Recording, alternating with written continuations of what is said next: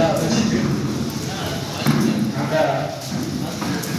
ज्येष्ठ नागरिक कविले जनप्रिय आचार्य बुवाहरू, त्यसपछि हाम्रो राष्ट्रिय गानको कार्यक्रम रहेको छ। म राष्ट्रिय गानमा सधैँ भइदिनु हुन सम्पूर्ण नेतृत्वहरूलाई अनुरोध गर्छु।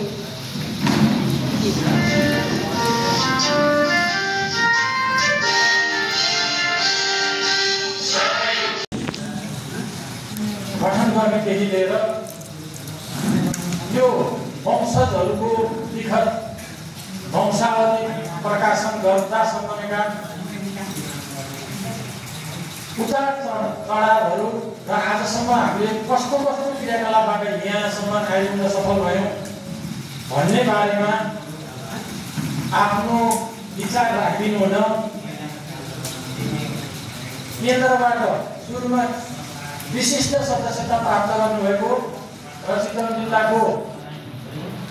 जिम्मेवारी दिएर काठमाडौँबाट चितवन आउनुभएको,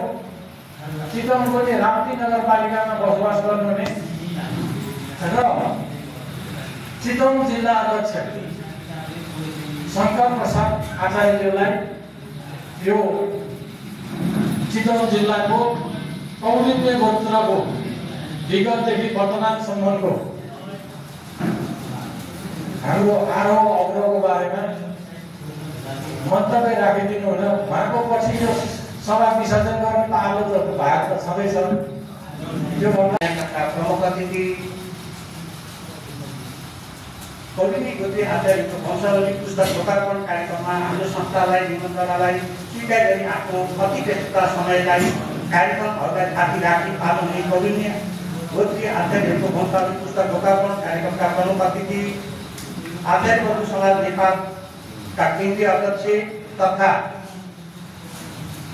केन्द्रीय कौलिनी गोत्रीय महासङ्घका अध्यक्ष श्री बाबुराम आचार्यज्यू, विशिष्ट अतिथि जिल्ला समन्वय समिति उप प्रमुख श्री कल्पना सापकोटा ज्यू, त्यस्तै गरी आचार्य बन्धु समाज